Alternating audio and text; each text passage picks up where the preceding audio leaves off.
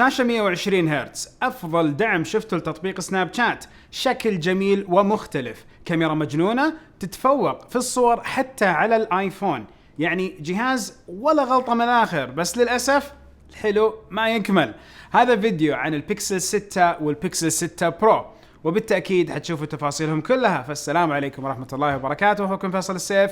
وبهالفيديو كل الأمور عن هالجهازين بتعرفوها بتفاصيل لها ربط بمنطقتنا العربية. وفي نهاية الفيديو بلخص لكم المزايا والأشياء اللي تمنيتها تكون أفضل في هالأجهزة. تأكدوا أنكم تشوفوا الفيديو للآخر، وأكيد أنكم مشتركين ومفعلين التنبيه. وببدأ بالبرو، ومن ثم بتكلم عن البيكسل 6 لأنه كثير من الأمور متشابهة أصلا بين النسختين. بيكسل 6 برو يعتبر جوال من الفئة العليا من ناحية الجودة حقة التصنيع. في البيكسل 6 برو أكثر المواد مصنوعة من الزجاج المحمي بطبقة الكورنينج غوريلا فيكتوس. الواجهة الخلفية فيها انحناء بسيط ومقسمة لثلاثة أجزاء. الجزء الأهم هو حق الكاميرات، واللي يجي بإطار عريض متصل بالإطار الأساسي حق الجوال. الواجهة الأمامية أكثرها شاشة وفيها ثقب دائري في المنتصف للكاميرا الأمامية، واللي بصراحة أدائها مرة رهيب كعادة جوجل. على فكرة ترى حتشوفوا كمان في جزئية الكاميرا أني يمديني أمسح الأشخاص باستغلال الخوارزميات من جوجل من خلال تطبيق الكاميرا والتحرير على الصور اللي مأخوذة بنفس الجوال. المهم خلينا نرجع للموضوع. البيكسل 6 برو مقاوم للماء والغبار بمعيار الاي بي 68، ومن ناحية السماكة الجهاز 8.9 ملم، وأكثر بفارق بسيط من البيكسل 5. وزنه بحدود 210 جرام، ويعتبر ثقيل نوعا ما. وبشكل عام الوزن ممكن يعتبر طبيعي، خصوصا أن الإمكانيات والخصائص اللي يقدمها بالراحة تعتبر نقلة كبيرة مقارنة بالبيكسل 5. لأنه لو تلاحظوا جوجل مو كل سنة تطلع جهاز فئة عليا، أحيانا الفئات اللي تطلعها جوجل تكون متوسطة، وكل كم سنة يكون في جهاز فئة عليا. المعالج لأول مرة هنا بتصميم جوجل واسمه جوجل تنسر. هذا المعالج مبني على خبرة جوجل في الذكاء الاصطناعي وتعلم الآلة، راح يقدم أفضل أداء سواء في الاستخدام أو التصوير أو حتى في الأمان. خصوصا أن المعالج يدعم شريحة اسمها التايتن M2 اللي تقدم حماية عالية للمستخدمين. المعالج يجي ب8 أنوية، والمعالج الرسومي هو المالي G78. في اختبار الجيكبنش 5 عطى الجهاز 1047 نقطة في النواة الواحدة، وفي الأنوية المتعددة عطى 2797 نقطة. وقدامكم مقارنة بينه وبين جوالات أخرى من نفس هذه الفئة، واللحظة على طول بتلاحظوا أنه ما هو بأعلى أداء من كل جوالات الكوكب، ولكن هنا جوجل مضبط الجهاز ومضبط المعالج، وأكيد النظام حق أندرويد من جوجل.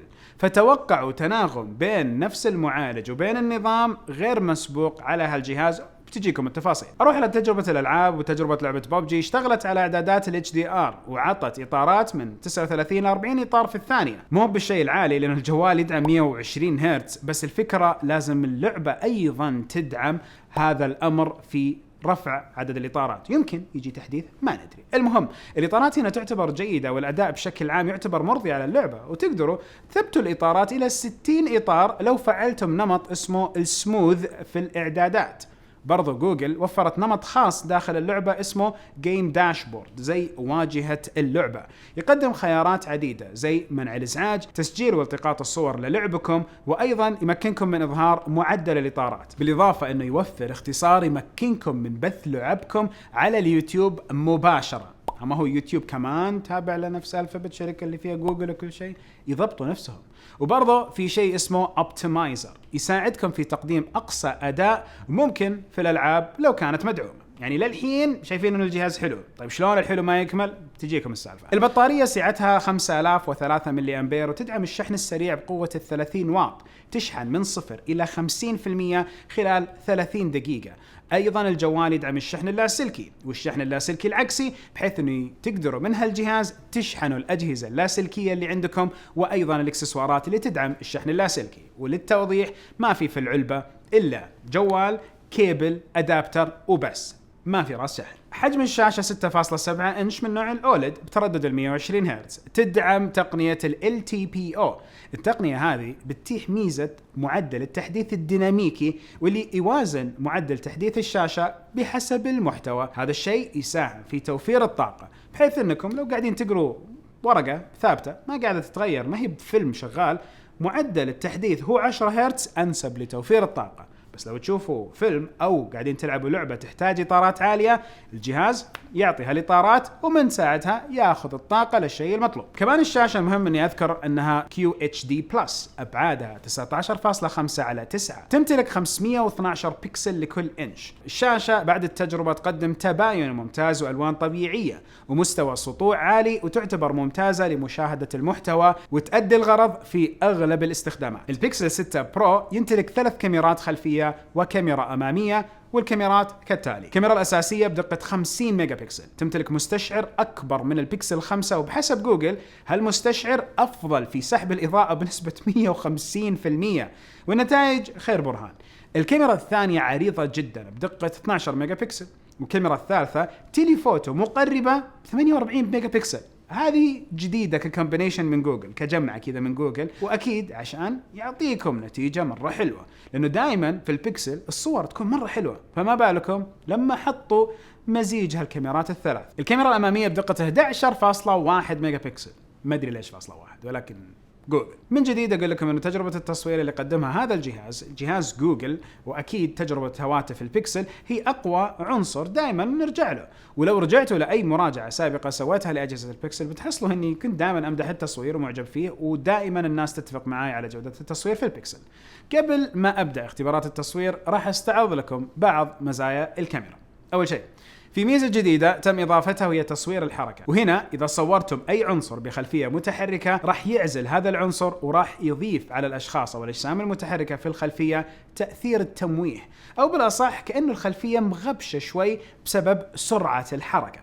برضو جوجل وفرت ميزة الممحاة السحرية، المساحة السحرية، الإريسر السحرية، سموها اللي تبون، تساهم في إزالة الأشخاص أو العناصر في الصورة الملتقطة، وحصلنا في تجاربها تذبذب من ناحية النتائج، ولكن أحيانا النتائج مرة مجنونة، وبعض العناصر تم إزالتها بشكل جيد وبعضها تترك أثر في نفس الصورة.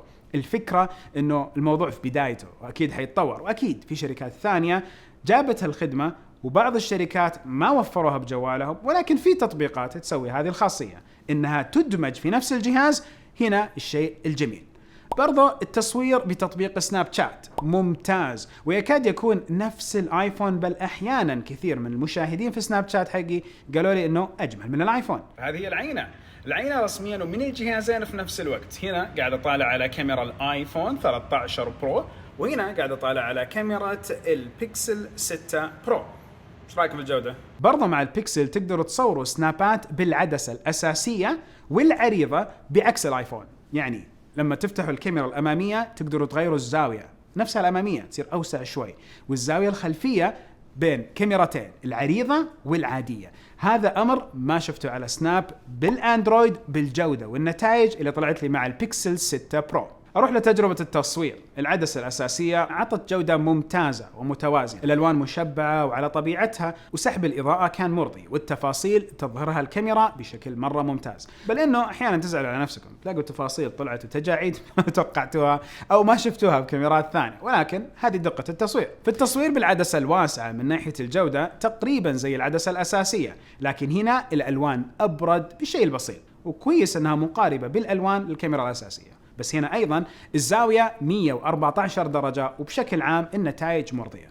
في تصوير البورتريه المعالجة والعزل ممتازة، والتفاصيل اللي يظهرها أحيانا أعتبرها مجنونة، وهذا بسبب نظام المعالجة اللي توفره جوجل مع الكاميرات وخوارزمياتهم الخاصة في معالجة الصور، ومعروف هذا الشيء في هواتف البيكسل. وبالتأكيد لازم أوضح أنه بين أخذ الصورة ومشاهدة النتائج دائما في وقت، انكم تشوفوا الصورة قاعدة تطلع لكم بس في معالجة قاعدة تصير. هالمعالجة احيانا تزيد، وان زادت بركة، هالمرة بركة. ليش؟ اعرفوا انه بتطلع نتيجة مرة جميلة. البرو يدعم التقريب الحقيقي الى 4 مرات بنتائج ممتازة، ويدعم حتى 20 مرة باستخدام تقنية السوبر ريز زوم، يعني التقريب عالي الدقة، وبشكل عام النتائج مرضية. هنا برضو الجهاز يدعم تصوير الفيديو بدقة ال 4K و60 إطار في الثانية. الأداء والجودة ممتازة والثبات يؤدي الغرض، ولو تحتاجوا لثبات أكثر تقدروا تختاروا أنماط كثير تناسب نوع التصوير زي نمط الحركة المكثفة واللي يعطي ثبات عالي من ناحية الاهتزاز، ولكن هنا الدقة حتكون 1080 و30 إطار في الثانية. أجل العدسة الأمامية واللي أدائها جيد جدا، الألوان حارة وطبيعية والتفاصيل مرضية، وفي البورتري العزل والتغبيش أدائهم ممتاز، وبشكل عام ما راح تخيبكم الكاميرات في هالجهاز بكل النواحي. خلينا ننتقل للذاكرة. الذاكرة العشوائية في البرو 12 جيجا بايت، والسعة التخزينية 128 جيجا إلى 512 جيجا. يدعم تشغيل شريحة النانو سم وشريحة المدمجة اي سم. هنا اجي لأول نقاط الحلو ما يكمل، ما في كرت ذاكرة خارجي، فبالتالي بتعتمدوا على خدمات جوجل الكاملة واللي بطبيعة الحال محبين البيكسل يحبوها. بس ال 5G هذا الجهاز جبته من الولايات المتحدة الأمريكية، والمفروض انه نفس الاطياف الترددية حقت ال 5G تشتغل عندنا في السعودية. جربت كل الثلاث مشغلين وما ضبطت الشريحة، فهنا بدأت التواصل مع نفس جوجل، وإن شاء الله بحدثكم عن الموضوع أول بأول، لأنه أكيد في إمكانية تضبيط ال 5G، يا حتكون من قبل المشغلين أو من خلال جوجل، والأخذ والعطاء معهم، وبعطيكم الخبر. خليكم متابعين أول بأول، بالذات على سناب والإنستغرام ستوري. خلنا نرجع للبيكسل وأقول إنه النظام التشغيلي أندرويد 12، وأكيد تجربة النظام الخام زي ما جوجل تبيه حيكون هنا موجود، وبالأندرويد 12 من العلبة. فالأندرويد 12 جاء معاه خصائص كثير وأيضا مميزات جدا كثيرة. اعرفوا انه اجهزتكم اذا لسه اندرويد 11 وحيجي لها الاندرويد 12 بتحصلوا على بعض هذه المميزات او اكثرها، ولكن لازم تستنوا الواجهه التشغيليه الخاصه بالشركه اللي انتم قاعدين تستخدموا اجهزتها. ولكن اجهزه الون بلس وبعض الاجهزه الاخرى بتحصل على الاندرويد 12 من باب التذكير. بس هنا الواجهه رهيبه مع التحسينات الكثيره اللي صارت عليها، وتم اعاده تصميم اختصارات الخصائص والادوات، وصارت ابسط واسرع في الوصول. ونفس الشيء مع التنبيهات، برضو تم زيادة خصائص الأمان والخصوصية، وصار يطلع تنبيه ونقطة خضراء في الزاوية لو كانت الكاميرا والميكروفون شغالين أو واحد منهم. وأشوف أنه لابد أسوي فيديو كامل عن مزايا الأندرويد 12، فقولوا لي في التعليقات ومن عيوني أبشروا بإذن الله. نقطة أحب أنوه عليها بخصوص النظام، وهي أنه التحديثات فيه توصل أول بأول، وأيضا تحديثات النظام وتحديثات الأمان كلها مدعومة بشكل كامل من جوجل لمدة 3 سنوات، وبصراحة أكثر من كذا، ولكن كونه جوجل يقولوا 3 سنوات. الجوال أيضا يدعم البلوتوث 5.2 والواي فاي 6E. سويت لكم فيديو يشرح الواي فايات، منها الواي فاي 6 وأيضا وشو 6E، فيمديكم تشوفوا الفيديو، بحط لكم الرابط في الوصف. برضو هنا الجهاز يدعم تقنية ال NFC، واللي تمكنكم من استخدام الجهاز في وسائل الدفع المختلفة زي محفظة STC Pay الرقمية، وأنكم تدفعوا بالجهاز براحتكم. برضو البيكسل 6 برو يمتلك مستشعر للبصمة في نفس الشاشة، وبعد التجربة يقدم استجابة عالية وتأدي الغرض. والصندوق ترى يجي فيه الجوال، كيبل الشحن، أدابتر USB Type C إلى USB Type A. وبرضو البيكسل 6 برو يجي بسعر $900 تقريبا، ونتكلم على حدود 3350 ريال و70 ريال حاجة زي كذا. أمامكم العملات الأخرى، وبصراحة يستاهل لو ما كان فيه الأشياء اللي بقولها بعد شوي. بس خليني أول في الإيجابيات. الجوال أخيرا من بيكسل يدعم كل خصائص المتطورة وبتصميم مرة رهيب. كمان الأداء حق الكاميرات مرة ممتاز. معالج جوجل يعطي أداء عالي ويؤدي الغرض في كافة الاستخدامات. وأخيرا شفنا سناب شات بتعاون كامل مع جهاز جوجل، وسناب شات عطت تجربة ممتازة تغنيكم على أنه يكون عندكم آيفون عشان فقط سناب شات. برضو أداء وتناغم تطبيقات جوجل على جهاز البيكسل شيء مرة رهيب. بس الأشياء اللي تمنيتها تكون أفضل، دعم شريحة ملموسة واحدة وعدم دعم الذاكرة الخارجية يعتبر شيء مخيب على السعر هذا. برضو ترى الجهاز مو متوفر في منطقتنا بشكل رسمي، وفي بوادر كثيرة تبين انه تواجد جوجل حيكون قريب في السوق. فضل رب العالمين من مصادري عارف انهم قاعدين يشتغلوا على الموضوع بشكل رسمي، بس بياخذ وقت. وهنا اقدر اقول انه الحلو ما يكمل. وقبل ما أعطيكم كامل رأيي عن الجهاز، خليني أذكركم بالبيكسل 6، وتقريبا يجي بنفس تصميم البيكسل 6 برو، ولكن في بعض الفروقات زي الحجم اللي يعتبر أصغر ووزنه أقل، جرامات بسيطة، والسماكة تقريبا نفسها. هنا البطارية 4614 ملي أمبير، وتدعم الشحن السريع 30 واط، وكمان يشحن الجهاز من 0 ل 50% في حوالي النصف ساعة. والشحن اللاسلكي مدعوم، والشحن اللاسلكي العكسي كمان مدعوم. الشاشة 6.4 إنش، ولكن النوعية مختلفة. فهنا فل اتش دي بلس، وترددها برضو 90 هرتز اقل من ال 120 هرتز اللي تجي مع البيكسل 6 برو. وبعد التجربة عطت تباين عالي في الألوان وأيضا ألوان طبيعية، وأعتبر الشاشة مرة مرضية.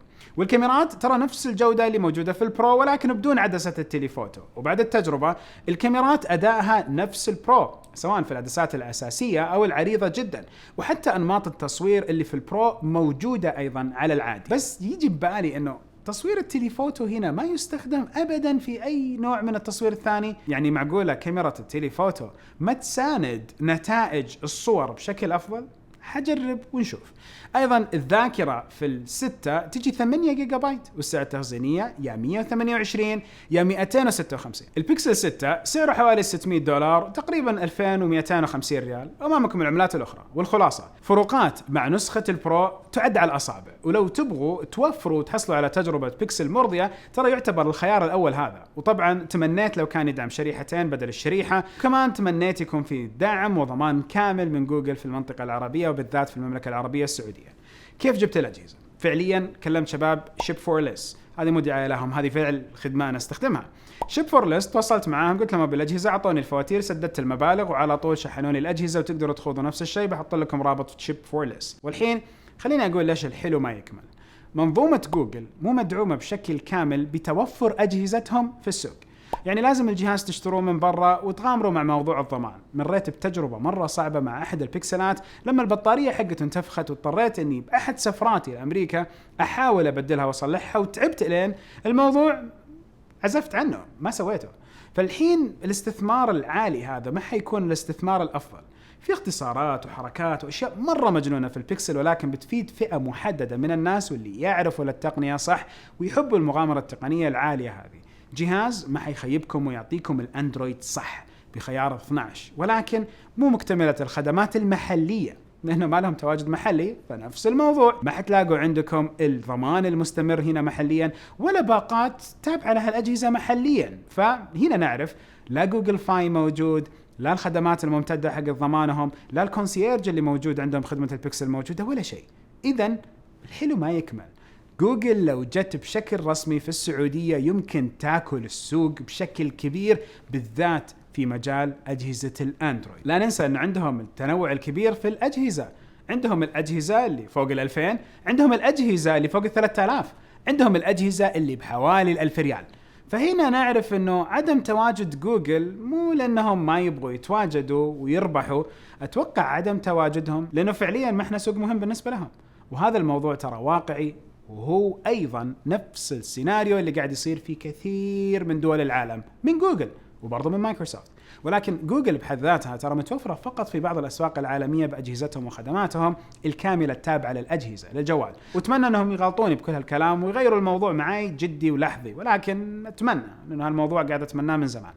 أجهزة البيكسل واحدة من أجمل الأجهزة، تستانسوا عليها وتخافوا عليها لما تحطوا عليها كفر وتعرفوا أنه شيء مرة مجنون كتجربة جهاز من جوجل وبنظام الأندرويد. ولكن الحلو ما يكمل، هالمرة مو بسبة الأجهزة، بسبة الشركة الأم وحركاتها معنا.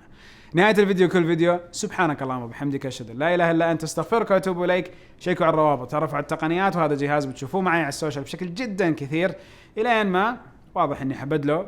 الظاهر حيكون جهاز، وش الجهاز الجاي اللي بعده؟ أتوقع الجهاز الضخم القوي الجديد S22 Ultra أو النوت الجديد. شوفكم على خير.